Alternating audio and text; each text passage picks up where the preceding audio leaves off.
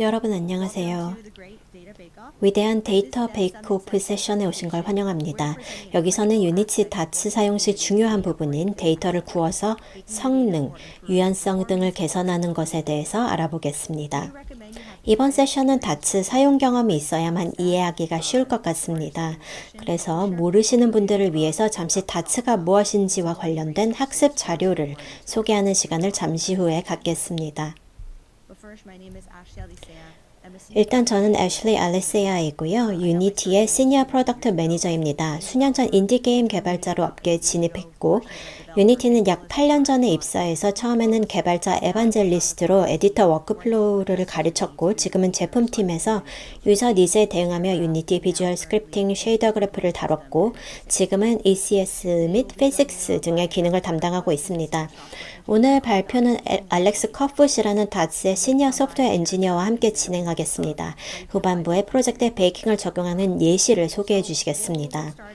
먼저 다츠가 무엇인지 그리고 최신 릴리스의 다츠에 대해 알아본 뒤 베이킹의 정의, 어떻게 도움이 되는지, 관련 접근 방식, 어떻게 게임에 활용할지에 대해서 얘기해 보겠습니다.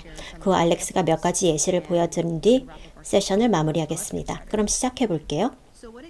먼저 다츠가 무엇일까요? 다츠는 유니티의 데이터 지향 기술 스택입니다. 다양한 기술이 결합되어 데이터 지향적으로 코딩을 하는 방식으로 고성능 프로세싱을 확장해주고 이를 통해 더욱 야심찬 게임을 제작할 수가 있습니다.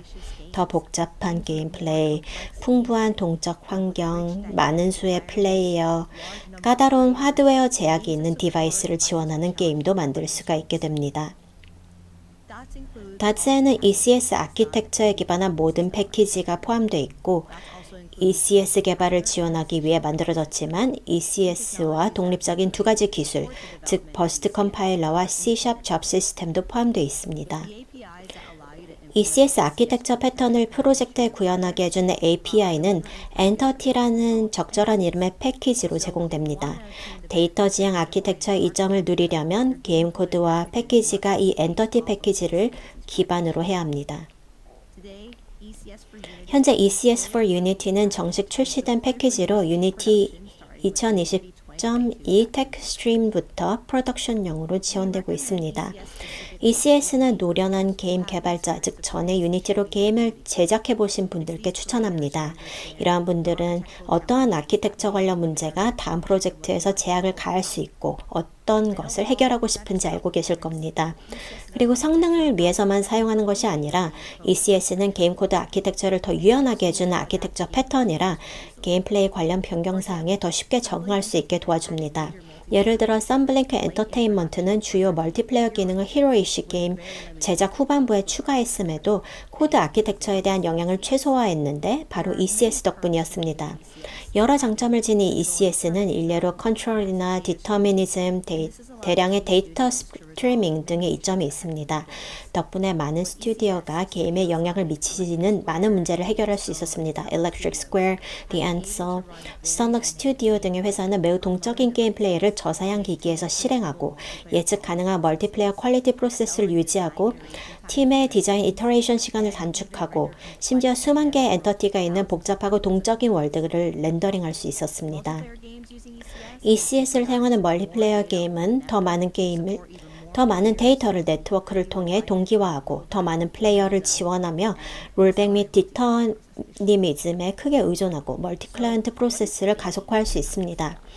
그럼 베이킹이 다츠의 맥락에서는 무엇일까요? 베이킹은 데이터 파이프라인으로 authoring 데이터를 엔터티 씬으로 변환하는 방법과 그 변환의 작동 방식을 완전히 제어할 수 있게 해줍니다. 간단히 말해 게임 오브젝트 데이터를 ECS 게임 플레이로 가져올 수 있습니다. 이것이 왜 유용할까요? 여러분의 콘텐츠 데이터는 프로젝트의 실제 런타임 데이터와 다른 경우가 많습니다. 우주를 배경으로 하는 게임에서 행성을 표현할 때 행성 1000개를 배치하는 대신 스퍼닝 스크립트를 이용하게 됩니다.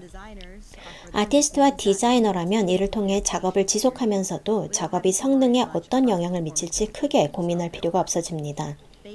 베이킹으로 아티스트 데이터를 팀의 니즈에 따라 런타임에 적합하게 바꿀 수 있습니다.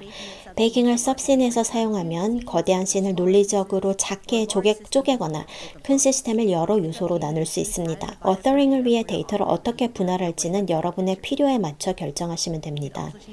또한 런타임 데이터 포맷을 어서링 데이터 변경 없이 바꿀 수도 있고 그 반대로도 가능합니다. 그러면 팀원들 중 작업의 편리함을 위해 펑션이나 옵션을 추가하려는 분도 이러한 아이템이 런타임 전에 제거될 걱정을 할 필요가 없습니다. 물론 베이킹은 런타임 성능도 개선해주고 성능과 확장성 문제를 해결해줍니다. 좋은 예시가 트랜스포머로 작업할 때입니다. 일례로 필요한 복잡한 구조가 하나의 오브젝트라면 트랜스폼이 하나의 메쉬 LOD 엔터티로 축소되도록 구울 수 있습니다. 게임 오브젝트 기반 게임에서 성능을 높이고 싶을 때 베이킹으로 엔터티 성능을 게임 플레이 중 필요한 부분에서 향상시킬 수 있습니다. 마지막으로 더 빠르게 데이터 변환을 베이킹으로 할 수 있습니다. 커스텀 스크립트나 런타임보다 낫고요. 이것이 굳이 인크리멘털 하지도 않고 종속성 추적도 해줍니다. 즉 걱정하거나 새로 만들어야 할 프로세스가 줄어들고 더 빠르게 작업할 수 있습니다. 그동안 베이킹이 백그라운드에서 실행이 되고요. 베이킹에는 시간과 처리 능력이 필요하기 때문에 에디터에서만 진행되고 게임에서는 진행되지 않습니다. 에디터에는 subscene이라는 것이 작동되는데요. subscene은 유니티 컴포넌트로 베이킹을 레퍼런스 씬에 트리거해 줍니다. 기본적으로 다른 씬 안에 들어가 있는 씬으로 런타임에 로드되면 그 엔터티가 로드되지 게임 오브젝트가 로드되는 것이 아닙니다. subscene은 하이라키의 create 메뉴로 생성할 수 있고 subscene을 편집하기 위해 열려면 하이라키의 체크박스를 선택하거나 컴포넌트 내에서 씬을 더블 클릭하면 됩니다. 유니티의 유명한 메가시티 데모에서 subscene이 이 거대한 건물의 트랜스폼 히어라키에 영향을 주지 않는 정적 엔터티로 축소하는 예를 볼 수 있습니다.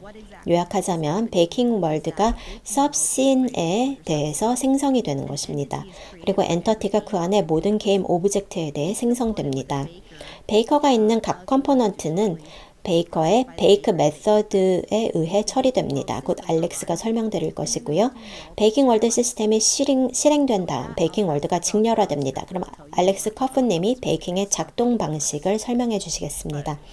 안녕하세요. 알렉스 커프십니다. 유니티의 시니어 소프트웨어 엔지니어고 커리어 초기에는 EA 맥시스에서 콘솔과 PC 게임을 개발했고 그 후에 인디 게임과 웹 및 모바일 게임 개발도 했습니다. 그래서 풍부한 경험을 하드웨어로 인한 게임 개발상의 제약에 대해 쌓아왔고요. 7년 전 유니티에 입사한 이후에는 대부분 다츠와 관련 작업을 해왔습니다. 오늘은 어떻게 다츠 베이킹으로 이러한 플랫폼의 제약을 해결할 수 있는지 보겠습니다. 그렇다면 베이킹은 표준 유니티 워크플로우에 비해 어떤 이점이 있을까요? 몇 가지 유스 케이스를 보겠습니다. 모노 비헤이비어를 사용하며 에디터에 입력하는 데이터는 런타임에 얻을 수 있는 데이터입니다. 하지만 베이킹을 사용하면 여러 단위로 어서링 할 수 있습니다. 일례로 회전 각도 같은 인간 친화적인 단위로 어서링하고 이를 런타임 친화적인 레디언 단위로 구울 수 있습니다. 또 게임 디자이너를 위해 일련의 불리한 체크박스를 제시하고 이를 단일 비트 필드로 구워서 메모리 사용량을 개선할 수 있습니다. 모노 비헤이비어와 달리 베이커를 사용하면 손쉽게 어서링 시점에만 필요한 데이터를 제거할 수 있습니다. 엔터티에 구워서 추가한 데이터만 런타임에 남기 때문에 만약에 프리팹인데 씬에 배치하는 방법상의 제약이 있다면 이것을 에디터에서 사용한 뒤 제거하고 런타임에는 트랜스폼만 남길 수 있습니다. 베이킹의 또 다른 장점은 런타임 데이터 변경이 가능함에도 어서링 데이터에 영향을 주지 않는다는 점입니다. 개발 후반부에 게임을 프로파일링하다가 메모리 대역폭이 포화돼서 어떤 작업이 너무 오래 걸린다면 데이터를 조사해보니 특정 필드가 특정 범위에 속한다는 사실을 알게 되는 경우 이러한 필드를 더 작은 표현으로 묶어서 처리량을 늘릴 수 있습니다. 에디터에서 공들여 설정한 모든 값은 변경할 필요도 없고요. 베이킹으로 문자열 데이터를 작성하고 스트링 테이블로 변환할 수 있어서 코드는 런타임에서 안정적인 정수 해시만 처리하면 되고 마찬가지로 런타임에 변경되지 않을 것이라는 사실을 아는 데이터가 있으면 개별 엔터티에 대한 컴포넌트 데이터로 굽는 대신 블럽 애셋으로 구울 수 있습니다. 이도 설명하자면 길지만 결국 변경 불가능한 바이너리 데이터 덩어리로 런타임의 모든 트레이드에서 안전하게 접근할 수 있습니다. 모든 베이커 또는 베이킹 시스템으로 생성할 수 있고 자동 복제해서 공간을 절약할 수 있습니다. 지금까지 베이킹의 용도에 대해 알아봤는데요. 이제 베이킹을 하는 이유를 이해했으니 그 방법을 살펴보겠습니다. 지금부터 보여드리는 예제는 모두 ECS 샘플로 GitHub에 있습니다. 이 샘플들에는 코멘트가 많은데 직접 확인해 보시면 좋겠습니다. 전통적으로 유니티는 어서링 데이터 노출의 장벽이 매우 낮습니다. 먼저 필드를 번호 비헤이비어에 추가하면 되는데요. 저희가 엔터티 작업을 시작할 때 유스 케이스가 단순한 경우에도 장벽을 낮게 유지하고 싶었습니다. 그래서 엔터티의 초기 실험적 버전에서는 컴포넌트 데이터에 첨부할 수 있는 애트리뷰트가 있는데 Generate Authoring Component라고 불렀습니다. 자동으로 1대1로 Authoring Behavior를 모노 Behavior에 대해 생성할 수 있었고 에디터에서 사용할 수 있었는데요. 실험적 기능으로 성능과 유지 관리 문제가 있어서 1.2 출시 전에 제거가 되었는데 일각에서 단순한 유스 케이스에 이를 활용했을 때 누릴 수 있는 간결함이 그립다고 하셨습니다. 그래서 이제 개발자분들께서 그 편의성을 프로젝트별 어서링 컴포넌트로 제어할 수 있다는 좋은 소식을 들려드립니다. 엔터티 샘플을 보시면 auto authoring 사례가 있는데요. 가장 단순한 케이스로 authoring과 runtime 데이터 인스턴스 간의 1대1 필드 매핑을 보여줍니다. 여기서는 단순한 베이커가 시연되고 있는데 적합한 케이스는 런타임 데이터와 어서링 데이터를 구분하고 싶지만 대부분 씬 안에 작성된 컴포넌트마다 하나의 런타임 데이터 인스턴스를 이미트하려는 경우입니다. 먼저 런타임 컴포넌트 데이터를 정의하는데 여기서는 에너지 쉴드가 됩니다. 그 후 어서링 컴포넌트 모노 비헤이비어인 에너지 쉴드 어서링을 추가하는데 어서링 컴포넌트에 히트 포인트 필드가 없죠. 이는 순전히 런타임 개념이기 때문에 에디터에서 표시할 필요가 없습니다. 베이커에서는 어서링 모노 비헤이비어를 타입 아규먼트로 취하고 해당 타입의 인스턴스를 취하는 bake라는 함수를 실행합니다. bake 함수는 두 표현 사이를 제한된 API로 매핑해 주는데 이는 데이터 액세스를 추적하고 종속성을 자동으로 도입합니다. sub씬의 모든 에너지 쉴드 어서링 컴포넌트마다 해당 엔터티를 생성하고 관련 코드를 실행합니다. 이 두 표현 사이의 이름은 일치하지만 꼭 그럴 필요는 없고 베이커를 어서링 컴포넌트의 init 클래스로 정의할 필요도 없지만 편리한 규칙이긴 합니다. 이미 말했듯이 베이커는 제한된 API를 제공해서 컴포넌트 및 게임 오브젝트 데이터에 접근할 수 있게 해주고 결국 자동으로 종속성이 추적돼서 씬에서 게임 오브젝트를 수정하면 관련 엔터티에 대해 베이커가 다시 호출됩니다. 어서링 컴포넌트와 연관된 게임 오브젝트는 자동으로 추적됩니다. 외부 게임 오브젝트를 참조하는 경우 베이커 내부의 컴포넌트를 가져오는 호출은 해당 컴포넌트에 대한 종속성을 기록합니다. 따라서 다른 게임 오브젝트의 트랜스폼을 에디터에서 수정하면 이 엔터티에 대해 베이커를 다시 실행해야 한다는 것을 알 수 있습니다. 모노 비헤이비어나 게임 오브젝트가 아닌 다른 유형의 종속성, 예를 들어서 메쉬 인스턴스는 명시적으로 종속성을 베이커에 추가해야 합니다. 디펜선에 대한 호출이 16번째 줄에 보이는데요. 엔터티 프리팹 중 get 엔터티를 게임 오브젝트 프리팹 레퍼런스와 선택합니다. 그러면 프리팹에 대한 베이커가 시작되고 엔터티 레퍼런스가 반환됩니다. 동기적으로 수행되는 것이 아니기 때문에 베이커 안에서 프리팹 엔터티의 컴포넌트 데이터에 접근할 수 없지만 런타임에 로드할 때 수정됩니다. 결국 프리팹 엔터티 컨텐트는 이를 사용하는 sub씬에 직렬화됩니다. 동일한 프리팹 데이터가 여러 sub씬에 중복되는 것을 방지하려면 엔터티 프리팹 레퍼런스를 사용합니다. 엔터티 프리팹 레퍼런스를 사용하면 프리팹은 별도의 엔터티 씬으로 구워지고 이에 대한 유일한 레퍼런스는 이 엔터티 sub씬에 포함됩니다. 런타임에서 개별 프리팹 엔터티를 프리팹 씬에서 로드하도록 요청할 수 있습니다. 베이커는 제한된 API를 제공해 대부분의 종속성 추적을 하지만 베이킹 시스템의 경우 사용 용이성과 안전성은 줄어드는 대신 성능과 유연성은 높아집니다.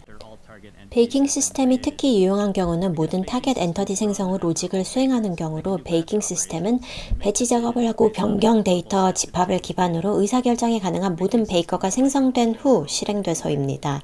또 새 엔터티 생성 등 어떤 방식으로든 월드를 변경할 수 있습니다. 하지만 베이킹 시스템의 생성 엔터티는 구워진 엔터티 씬에 포함이 안 되지만 엔터티를 생성해서 베이킹 시스템 간의 데이터를 패스하면 도움이 될 수 있습니다. 베이킹 시스템이 엔터티를 쿼리해야 하는데요. 이미지 제너레이터 엔터티와 메쉬 어레이 베이킹 타입은 이전에 생성된 컴포넌트와 베이커입니다. 베이킹 시스템에서 이들을 쿼리해야 하는데 이 쿼리가 시스템을 업데이트하도록 해서 이 두 컴포넌트를 모두 가진 엔터티가 없으면 베이킹 시스템이 실행 안 되도록 할 수 있습니다. 베이킹 시스템을 변경된 엔터티에 대해서만 호출하려면 changed version filter query API를 사용합니다. 주의할 점은 require for update는 빠른 휴리스틱 체크용이라 필터를 무시합니다.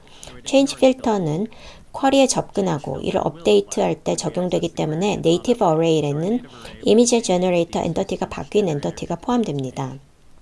체인지 필터도 휴리스틱이고 변경된 개별 컴포넌트가 아니라 전체 컴포넌트 덩어리를 보기 때문에 안 바뀐 일부 엔터티가 남아있을 수 있습니다.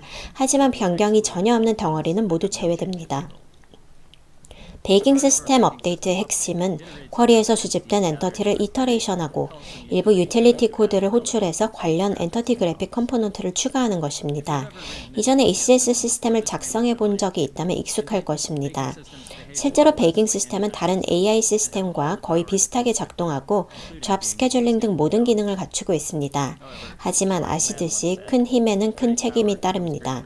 베이킹 시스템은 자동으로 종속성을 추적하지 않아서 사용자가 이를 구현해야 하고 변경사항을 실행 취소할 수 있어야 에디터에서 점진적인 라이브 베이킹을 지원할 수 있습니다.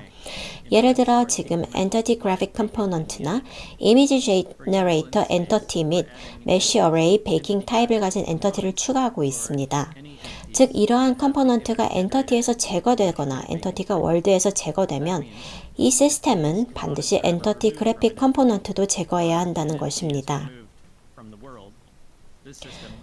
이제 트랜스폼 데이터를 보도록 하겠습니다. 유니티의 모든 게임 오브젝트는 트랜스폼 컴포넌트로 필요하든 아니든 이 트랜스폼 데이터는 런타임 데이터로 직렬화됩니다. 그런데 그 데이터 용량이 클 때도 있습니다. 엔터티의 트랜스폼이 아예 필요 없거나 런타임에 업데이트할 필요가 없는 경우도 많아서 저희는 사용자가 직렬화되는 항목을 완전히 컨트롤하게 하고 싶었습니다. 베이커에서 get 엔터티를 호출할 때 몇 가지 트랜스폼 사용 플래그를 지정해야 합니다. 엔터티의 트랜스폼이 아예 필요 없으면 none 플래그를 패스하면 트랜스폼 컴포넌트가 생성되지 않습니다. 하지만 엔터티 트랜스폼을 런타임에 수정하는 경우 다이내믹 플래그를 패스할 수도 있습니다. 정적인 월드 지오메트리를 생성하고 이것이 런타임에 안 움직여도 되면 렌더러블 플래그를 전달하면 트랜스폼 매트릭스가 있는 로컬 투 월드 컴포넌트만 포함됩니다. 런타임에 엔터티를 움직일 수 있는 로컬 트랜스폼 컴포넌트가 표시되고요. 다른 플래그도 있는데 자세한 내용은 문서를 참고해 주시길 바랍니다. 지금까지 예제를 통해 베이킹이라는 유니티에서 비교적 새로운 작업 방식을 알아봤습니다. 마무리하면서 몇 가지 다른 주제에 대해 잠시 말씀드리겠습니다. 먼저 디버깅인데요. 베이킹은 유니티의 여러 목표에 매우 중요하지만 현재 디버깅 툴은 DIY 요소가 많아서 로그 파일을 파헤쳐야 합니다. 소개된 툴이 거의 다 디자인 단계에 있지만 이미 나와 있는 간단한 디버깅 툴도 있습니다. 바로 에디터의 엔터티 베이킹 프리뷰 창인데 어떤 컴포넌트가 베이킹 중에 추가되었는지 표시되고 이것이 원하는 바와 일치하는지 검증할 수 있습니다. 지금까지 베이킹에 대해 알아봤습니다. 유저 정의 데이터를 어서링에서 런타임으로 가져오는 파이프라인이고 덫의 전통을 따라 투명하고 고성능이며 개발자 권한을 더해줍니다. 저희 미래 계획의 핵심 요소로 앞으로는 컴포넌트 데이터를 게임 오브젝트에서 직접 작성하게 될 것이고 ECS를 사용하든 게임 오브젝트 컴포넌트를 사용하든 빠르고 디터미니스틱하고 병렬화 가능한 방식으로 모든 게임 데이터를 구울 수 있게 될 것입니다. 그럼 이제 애슐리님께서 발표를 마무리해 주시겠습니다. 마치기 전에 몇 가지 자료를 공유해서 베이킹과 닷스에 대한 이해를 돕고자 합니다. 먼저 당연히 유니티의 문서들을 보셔야 할 텐데요. 여기 베이킹 관련 문서에 링크가 있습니다. 그리고 유니티에서 무엇이든 배우는 최선의 방법은 프로젝트 샘플을 직접 만져보고 원리를 알아보는 것이라고 생각합니다. 다행히 두 가지 샘플이 준비되어 있는데요. 첫 번째는 ECS 팀에서 만든 ECS 샘플 프로젝트고 최근에 출시된 메가시티 메트로 샘플로는 실제 베이킹 과정을 보실 수 있습니다. 또한 최근에는 온라인 닷스 부트캠프를 열어서 닷스에 대해서 자세히 다루어 보았는데요. 베이킹 세션도 있었습니다. 그 영상이 지금 세 번째 링크에 있고 마지막으로 베이킹 튜토리얼을 ECS 팀의 브라이언 님께서 만들어 주셨습니다. 본인의 유튜브에 올려놓으셨는데요. 베이킹의 구체적인 내용과 작동 방식, 프로젝트 사용 시 고려사항에 대한 자세한 설명을 제공해 주시고 계시니 참고 부탁드립니다. 그리고 다츠팀과 계속 소통 부탁드립니다. 공부하면서 궁금한 점이 있거나 대화를 원하시면 디스코드나 유니티 포럼에 다츠 전용 섹션이 있습니다. 저를 비롯한 다른 팀원들도 커뮤니티에서 활동하고 있으니 들러서 인사도 나누고 피드백도 주시길 바랍니다. 다츠에 기대하시는 바도 알려주시고 다츠로 하고 계신 멋진 작업도 보여주시고 언제든지 연락주세요. 그럼 오늘 시간 내주셔서 감사하고 유익한 세션이었길 바랍니다. 안녕히 계세요. 감사합니다.